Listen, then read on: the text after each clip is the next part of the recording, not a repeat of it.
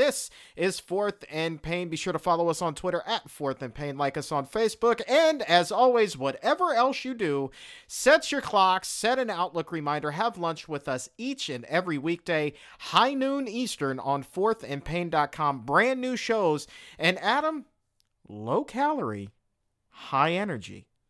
Gotta love that. You can't tell today. Well, you can't tell today because you can't see us. But Chuck always makes me look good.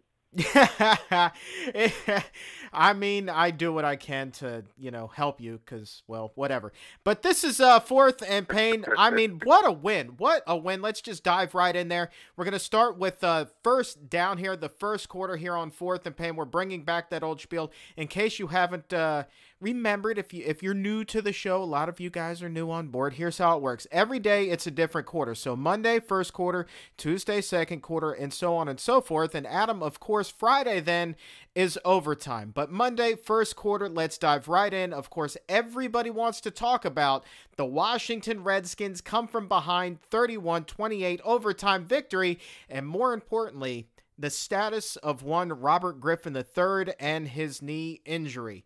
What are your takeaways from the game before we get into the knee? Well, let me ask you something real quick because Sure. I'm curious to get your honest take. And you have flat out picked against the Redskins on the show, and so I know you'll be honest. You're not scared of being massacred publicly on Twitter. So when Robert Griffin went down, we're down by 8 points. In comes Kirk Cousins, ice cold rookie. Only played one other time this year. Did you think we were going to win? Did you think we were going to pull off the victory? No, I honestly did not. And I will say that was probably one of the more incredible feats I've seen at FedEx Field. And Adam, I will go on the record right now and tell you I am not picking against the Redskins for the remainder of the season. I mean, what this team has shown me in the past 4 weeks is something that you cannot take away. It is a story of perseverance. It is a tale of overcoming adversity and just getting your act together and playing the type of football, Adam, that you say these guys are capable of playing. It's really remarkable. Robert goes down with a knee injury. Kirk comes in, he throws that 11-yard touchdown pass, still has to get the 2-point conversion, winds up running it in himself, and then Kai Forbath, who turns out to be Mr. Clutch, he kicks the game-winning field goal in overtime. It's not just Kirk Cousins, it's the entire team. Your team has great energy around it, just good aura, to put it in hippie terms, and right now, no bad can come to Mike Shanahan and company. It was a heck of a performance, and it's tough for a veteran to come in that situation, let alone a rookie, a guy who's only played in limited action against the Falcons earlier this year when Robert got hurt. I mean, it's just, I have a lot of respect, and I admired what he came in and he did, and I loved what he did on the 2-point conversion, running it in, and you could just tell he was just completely selling out when he ran to the end. Like, I'm giving it all. Nobody's going to stop me on this. He didn't slide. He didn't try to run for the corner. He just ran straight up the middle, right into that dude, whoever it was. Well, here's the thing that I kind of think with Kirk in that situation. He didn't, perhaps because he is a rookie, didn't have time to really think about the magnitude, the gravity of the situation and what it was he was being asked to accomplish. And yes, he's been playing football his entire life, but you put in a veteran like that, say Rex Grossman was active, he's going to obviously be thinking about all these different things. He's been there, he's done that. Kirk Cousins is his first time out. He's not overthinking things. Ergo, he's just able to go out there, throw the touchdown pass, and then run it in and take care of business. But we can't forget, because I have a feeling you're going to forget because you're getting old, we can't forget about our belt presentation this week. We have not yet decided who we're going to give it to. That is right. So we have solicited for the fans this week to help us because we have two strong candidates. Kirk Cousins, who came in and led the team on that drive to tie the game, the 2-point conversion, and Kai Forbath, it's either 12 for 12 or 13 for 13 this year. Perfect. Yep. On his field goals. It was 3 for 3 on Sunday, 49-yarder, 47-yarder, and then the game winner. Without those, we don't win. We don't even go to overtime. And we've been struggling with the kickers since before I got here. Right. So those are our two candidates. Go to Fourth and Pain. Tweet us who you like. Tweet us who you think's going to win the belt. Tweet all you want. Get your friends. Let anybody know. Tweet as many times you want. You got until Tuesday at 2 p.m. Right, and just use the hashtag #SkinsBelt when you do that, and that way we know who you're voting for. Is it going to be quarterback Kirk Cousins? Is it going to be Mr. Clutch Kai Forbath? 13 for 13, Adam. That's your stat. 13 for 13, including that 34-yard game winner. Amazing. And just a humble guy, speaking to him after the game. Just a humble guy. I mean, this is a guy that was just waiting and waiting and waiting for his opportunity, had an outstanding college career, had a great preseason in Tampa Bay. There just wasn't a spot for him on the roster. Finally gets the call, and he's making the most of it. It's hard not to root for this guy. Or both of them, actually. I mean, Kirk Cousins comes here, he's with Robert. That's tough because he knows he's going to be a backup. Everybody wants to start, yet he comes in twice and he's ready to play twice this year against the Falcons and on Sunday. That's impressive, especially from a young guy. And then you got Kai Forbath, who won the Lou Groza Award as the best college football kicker in college football. And he's also, I think he's third all-time on NCAA points scored in college football Division I. I mean, the guy's a heck of a kicker. I don't know how somebody didn't have him. And I'm glad we found him because he's sure helping us a lot. Now, here's my question. You say you're not picking against the Redskins. And we know that Robert's MRI showed a sprain of the knee. And sprains are kind of funny sometimes. Sometimes you can come back, you can play the next week, or, you can miss a few weeks. So let's say for some unknown reason, well, we know the reason. Let's just say it's one of those sprains that's a little bit difficult to come back from, and he misses the rest of the year. Does that change it? Do you all of a sudden, do you start swaying? Do you start being a little shaky when you say you won't pick against the Redskins the rest of this year? No, and I'll tell you why. Because you have a guy in the backfield by the name of Alfred Morris, and yes, he had a couple of fumbles today, but he also set another franchise record, the most carries ever by a rookie. This is a hungry individual, a violent runner, and just isn't going to stop until he finds that end zone. And oh, by the way, while we're speaking of this guy, might I just take a quick sidetrack and say, hey, Alfred, we had a deal, buddy. You let me down again when you found the end zone. But that's neither here nor there, Adam. What is this baseball thing? What is he trying to be, Bo Jackson, 30 for 30 the other night? I mean is this just trying to play baseball? What is this celebration with baseball? I don't get it. You got to explain it to me. He met a team of little leaguers. He has explained it. He met a team of little leaguers, kind of took them under the wing, befriended them, and so that's his tribute to them. And I think at this point, maybe it's just habit, but I think that if you and I stay on him long enough, it's going to enter his mind. And so it's, like I said, it's just habit that he does the baseball swing. But if we stay on him, Adam, he's going to do "you can't see me" the next time he finds the end zone. So that's what you and I need to do, is just stay on Alfred Morris to make this thing happen. But outside of that, on a serious note, this is a guy that wants to get things done. Kirk Cousins is more than capable of coming in and taking care of business. He's shown that a couple of times already this season when Robert went out with that concussion against Atlanta. And now, of course, this past weekend against the Baltimore Ravens. And then the Alfred Morris factor, Pierre Garcon, the team is now 6-1 with him on the field. I mean, all this momentum is going there, and it kind of gives you pause. Robert Griffin III is a great player, but mind you, Adam, and you'll be the first one to say this, there are also 10 other guys on the field for the Washington Redskins. It's not one guy, as great of a player as this one guy is. It's not him versus the entire defense. It is truly a team effort. Therefore, I think that the Washington Redskins will continue in this positive light. Well, I think there's one guy who's getting severely overlooked, and I mentioned this last week. I brought it up with Goldberg, and he chuckled a little bit. But we are 5-0 with Nick Sundberg as our long snapper. And the only reason I point this out is because he made fun of your voice. And to this day, I still think that is hilarious. And he has become one of my favorite players just for this sole reason. So I want to point that out. Well, okay. Hats off to you, Nick Sundberg, you magical trick, you. Here's the other thing. Speaking of special teams, a change of pace today. Brandon Banks inactive. Mike Shanahan turns to Niles Paul and Richard Crawford. Crawford comes up huge in the overtime with a 64-yard punt return, sets up Kai Forbath, Mr. Clutch, for the game-winning field goal. And he winds up, both of those guys, Forbath and Crawford, wind up getting game balls for their efforts. Now, how difficult is it? I know that you're not really a special teams guy, per se, but how difficult is it this late in the season to be giving a change of pace when you're used to having that one guy back there handling kickoffs and punt returns for you? Is this different? Is this on the same level of changing quarterbacks? No, not at all. I mean, a quarterback runs the whole offense. I mean, He's calling out protections, he's calling out blitzes, he's making audibles. Not just evaluate what a returner does, but he kicks the ball, or he catches the ball, and he either returns it or he takes the knee or he calls a fair catch. And if he runs it out, then everyone blocks it. I'm sure it's a little bit different with each returner. But the thing for me was putting a rookie back there who hadn't played a ton this year. He's getting more playing time as of late, but I didn't even know he'd return kicks. I never once saw him do it in practice. Now, that doesn't mean he didn't do it. But I come to find out he just did it at SMU. Obviously, he's pretty good at it, so I'm hoping he gets a few more chances at it, because that was most likely the play of the game. But basically, all we had to do was not fumble and kick a simple field goal, which we were able to do, and get the victory. Absolutely. So we'll see what happens going forward. Mike Shanahan in the post-game press conference, I don't know if you picked up on this, talked about his conversation with Brandon, which happened earlier in the week. Obviously, to the media, it was a surprise that Brandon was inactive, but in actuality, Adam, this decision was made middle of the week. And he said that Brandon was very upbeat and positive about it, and kind of, as he put it, all in on the decision, and wants to do nothing more than to help Richard Crawford go out there and handle business.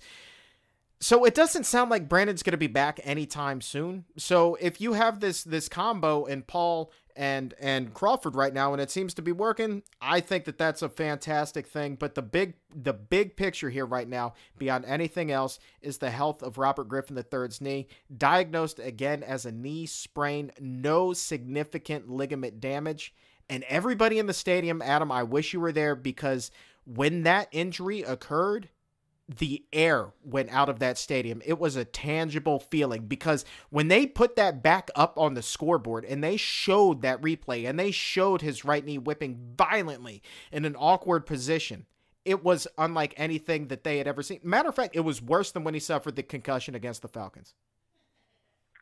Well, I'm not surprised the air went out of the stadium. I mean, he's kind of, relevant, shall we say, kind of important to the team. And when you watch the replay, I mean, he looks like Gumby, but a human being is not an actual Gumby, so it doesn't look good at all.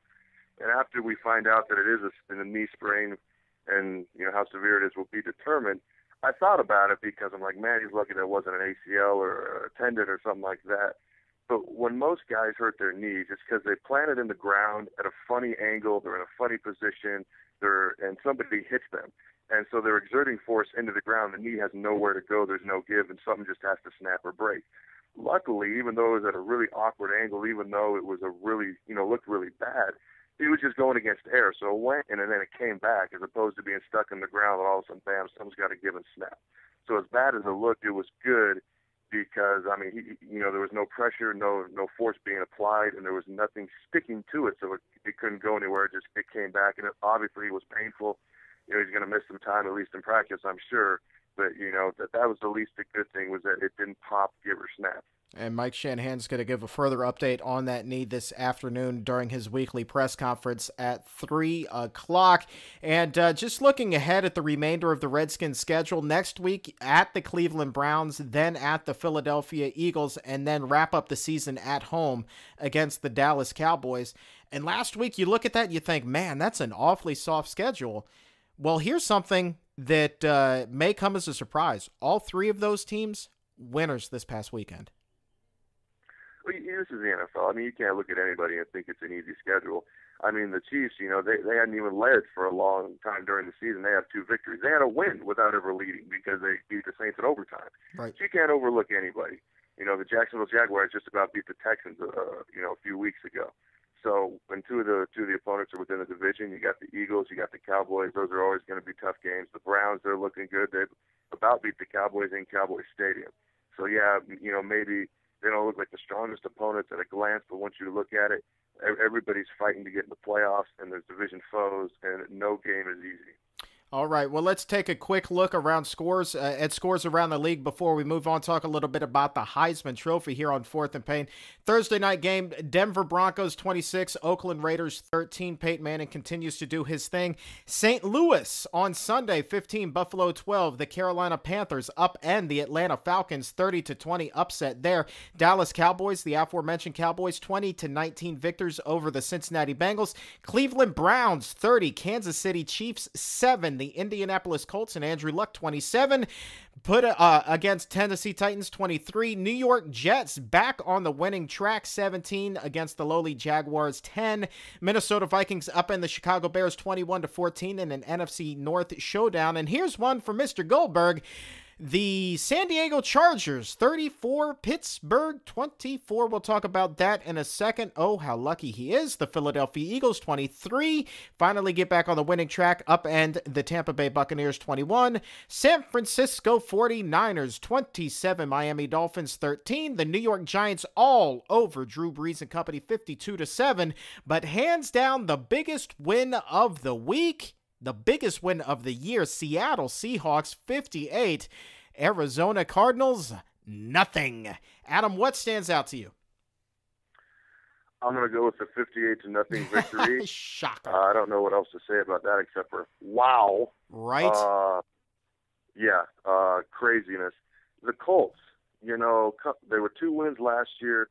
I mean, I remember they were on TV, and I'd quit watching the games a lot of the times because it'd be like 60, they give up like 60 points or 40 points or 50 points, and it was just downright ugly.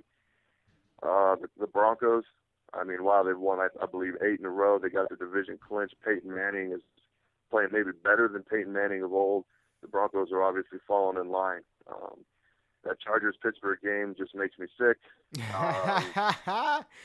He is so lucky, isn't he? That's about all I got to say about that game. He is so lucky, isn't he? Goldberg is just lucky. That's all I got to say. I mean, if Green Bay and Houston wind up if Green Bay and Houston wind up victorious, this is a guy that has a real chance of going 5 for 5 for the 3rd straight week.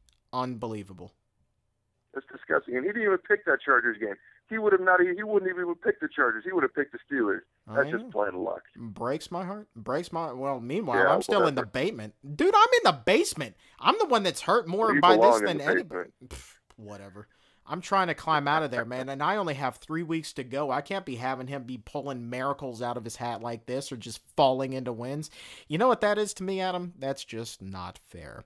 But let's turn our attention now to the Heisman Trophy here on 4th and Pain. And Adam, I believe I got a text from you shortly after 8 o'clock Saturday night that simply said, "I told you so!" ! Why? Because Johnny Football, the freshman, walks away with the Heisman Trophy. Well, that's just not I'm just not the type of guy that's going to say I told you so, but no. I told you so. I told you so. Manti, I was rooting for Manti Te'o. You want to know the honest truth? Because I'm tired of the Heisman being the best offensive player on the best team in the nation. I think we have now progressed away from that with Robert winning last year, with Johnny Football winning this year. Now I'd like to get it to what it's actually supposed to be, which is the most outstanding player in college football. There's no way a few years ago you can't tell me that Ndamukong Suh wasn't the most outstanding player in college football. I'm not just saying that because he was a Nebraska guy. He had 4.5 sacks against Texas in the Big 12 title game, and he finished 4th. That was ridiculous, but I feel like we're progressing. But I'd like to get it to the point where it is the most outstanding player in college football, whether it's offense, whether it's defense, and that's why I was rooting for Te'o, who's exclusively a defensive guy. That being said, and it shouldn't matter what class you're in. I think we've finally gotten to that point too, with sophomores winning, with Tebow and Ingram, and now freshmen winning this year. And I think we've finally gotten over the class thing because it shouldn't matter. All it should matter is what you do on the field. It shouldn't matter what position you are or what year you are. That being said, I would have voted for Johnny Football because he was the most outstanding player. I was rooting for Te'o just to break down some barriers, but I think Johnny Football, I call him a genie with a football in his hand. I mean, he broke the SEC total offense record. He had better stats than Newton, better stats than Tebow. The guy's like Houdini out there. I mean, some of the stuff he does is insane. I love watching him. I wish he was still in the Big 12. That could have gone towards the Big 12 conference Heisman total. But, it is what it is. He went to the SEC, but I think he definitely deserves it. Well, I actually think that we should revisit this debate a little bit later on. I think that, the fun question is what now for him? I mean, he's achieved the ultimate college football goal as a freshman. Outside of winning a national championship, it does not get any bigger than winning the Heisman Trophy. And so the bar is going to be set so incredibly high for him for the remainder of his college career. I actually, and I believe that I've mentioned this before, it's going to wind up being detrimental to the remainder of his time at Texas A&M. I honestly believe that. And I will also say that I honestly still have a problem with that trophy being given to a freshman. I know that you see things differently, but I also must tell you that I was speaking to a number of your teammates after the game on Sunday, and I was picking their brains about the Heisman Trophy, and a number of them told me, Adam, that they don't think a freshman should be eligible for the Heisman either. Just saying. Just saying. Well, a freshman's eligible to play. He's eligible to throw touchdowns, throw interceptions, get sacks, make blocks, and tackles. Why aren't they eligible for awards, especially the most? To me, it's all about what you do on the field. That's why you got to win your conference to play for a national championship. That's why it doesn't matter what you play or how old you are. In fact, the guy was 19 the whole year. He was a teenager up until about 5 days ago, if you didn't know that. All that matters is what you do on the field. Think about this. I was rooting for this to happen when Tebow won the trophy as a sophomore. I was rooting for when Ingram won as a sophomore. Neither one won again. Both ended up being first-round draft picks. I'm kind of curious, when pro scouts look at Manziel, what do they see? Do they just see this short guy who runs around and plays like Doug Flutie, or do they see a potential first-round draft pick? That's a debate for the future, but I'm just curious. What he can do, though, for as far as individual awards, there's only been one guy who's ever won more than one Heisman Trophy in history, and that's Archie Griffin of Ohio State, did in the 70s, back-to-back. Can he be the second guy? If he gets that second one and the pro scouts aren't talking too highly about him, maybe he goes for 3. I'm just saying. These are things that have never been done before, only by one other person. Maybe he could do it. Well, even though he is the Heisman Trophy winner, as a freshman, how much attention are the pro scouts already giving this guy? Do they start the file on you guys really, really, really early, or is this something that they really only start paying very close attention going into the junior and senior seasons? Well, that's kind of funny that you asked that, because my freshman year, we were playing up at Colorado, and I got a sack. And he's now my brother-in-law. His name's Mark. And he was just happened to be sitting next to a pro scout in the stands.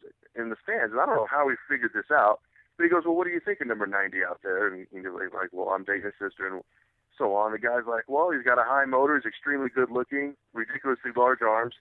But anyways, he was joking. I was joking. But, he kind of gave him a little bit of a detail, a little bit of a report. And Mark came back and told me that later, and he still brings it up from time to time now. So they started early. He also said, he runs sideline to sideline. He goes, don't worry, as he gets older, that'll change. Because I'm only coming on special situations by the time I was a senior. We played Kansas. I put 97 snaps against Kansas my senior year, so I'm not running sideline to sideline every play anymore. Right on. But, yeah, they started early, and then they really hone it down when you turn into a junior or sophomore, because those are the years you can declare and go into the draft, and that's really when they get to know you. And especially after the season, they want to meet you face-to-face and see what you're like at the combine and so on. There you go. All right. Well, Aston, honest to God, I had no idea how early they start scouting you guys. Because, you hear these stories about colleges and even elite high schools starting to recruit kids as young as 10 and 11 years old. They send scouts out to, just the neighborhood playgrounds, and they watch them play hoops. If you've ever seen Hoop Dreams, it's quite remarkable. So I was honestly curious how old a player has to be in college before the pros start looking at them. But Adam, before we wrap things up here on the first down edition of Fourth and Pain, the Monday edition here, wanted to switch gears. I know that you got an opportunity. Maybe you saw the results. Maybe you ordered the pay-per-view. Not really sure, but I do know that Floyd Mayweather and Manny Pacquiao is not quite the matchup that it was going to be. So we're doing the wild card segment, just so the fans know this is our wild card segment for this week. Absolutely. Absolutely. Now, here's the thing. Here is the thing. Manny Pacquiao comes out, lays the egg, baby. Who's going to pay now to see him and Floyd Money Mayweather in a pay-per-view? This is a pay-per-view that would have had the opportunity to be the highest grossing boxing match in history. And now it has none of that attraction. I mean, before this fight, a year ago, when he fought Marquez, a lot of people thought he lost that fight, and it turned out, the judges scored in his favor, and that's a lot of what led to this fourth fight, because the other fights were so close, one was even a draw. And, people were kind of questioning, that performance, and then he goes out and he fights Bradley last summer, and he loses. Now, a lot of people thought he won, but he lost. And so people were really starting to question whether Pacquiao still had it. But no, everybody would have bought in the fight had that been the fight that happened Saturday night, Mayweather versus Pacquiao. Everybody would have bought it. Everybody would have paid attention to it. After those two questionable outings and getting knocked out, I don't think anybody wants to see that. In fact, I would almost be like spited if they tried to do that now. Let's say I don't want to see Mayweather come out and call out now. Oh, now I want to fight you. Now let's do this. You know, because now that you're weak, now I want to fight you. I didn't want to fight you when you were good. Like, that's the last thing anybody wants to see now. So, yeah, he laid an egg. Basically, they went from maybe $100 million fight to nobody gives a crap fight. Well, not just in one night, but in 1 year's time. Well, let me ask you this. I mean, if Pacquiao is able to come out and actually get a convincing victory over a named opponent, somebody that has credibility, not a no-name boxer, get some of his own credibility back, would then the Mayweather fight perhaps be a little more attractive, or is this seriously the end of the road for that hope? How do you see it? The only way it could possibly happen is if Pacquiao fought Marquez for a fifth time, and I don't think anybody wants to see that. If he fought him for a fifth time and he'd have to convincingly knock him out, then he would have to fight Bradley again and convincingly knock him out. Right. Then it would be interesting again. I don't think it would be interesting if it went to a judge's decision in those fights. I mean, it would have to be a convincing victory, and then people would be like, Pacquiao's back. You know, he's over his marital problems. He's over everything that's been distracting him, and he's back. But unless that happens, which is very unlikely because he's lost to both those guys in the past 6 months, nobody wants to see that Mayweather-Pacquiao fight now, and everyone's been wanting to see it for half a decade. Well, he's just going to go back to the Philippines and be a politician and live happily ever after. Maybe that's the best path for him. But we are fresh out of time. Hey, remember, Adam, tomorrow we are going to play the full interview, our full interview with Christian York. We played excerpts Sunday morning on the radio show on 106.7 The Fan. Well, the full interview is going to air tomorrow right here on fourthandpain.com. You're definitely going to want to check that out. We talk a lot about the TNA gut check, his coming up in the business, his time tagging with current WWE trainer Joey Matthews. So a whole lot of interesting stuff in there, stuff that we weren't able to get into the Sunday morning broadcast. Going to be bringing it to you in full tomorrow afternoon on Fourth and Pain, high noon Eastern. Adam, I know you are excited. I'm very excited. I'm a big fan of this guy. He's got a great look. He's already taken on guys like Jeff Hardy, the TNA World Champion, calling out Bobby Roode, who thinks he's all that, making fun of American football on Thanksgiving Day. So that made me an anti-Bobby Roode guy who watches CFL or whatever that is up there they play in Canada. Hockey, I guess, not this year though. And you know, it makes me a big fan. Plus, he's a local guy, so I'm rooting for him. He's a guy who had to wait a long time to get this big break. He's 35, 36 years old, so I'm just rooting for him. Well, we're going to leave it up to the fans. Reminder, just tweet us your vote at Fourth and Pain using the hashtag #SkinsBelt. Your vote determines this week's winner. Is it Cousins? Is it Forbath? Let us know. And with that, we are fresh out of time. I'm Chuck Carroll. Thank you so very much for believing in our weirdness. I'm Adam Carricker. Got the largest arms on the D-line. Peace out, Fourth and Painers.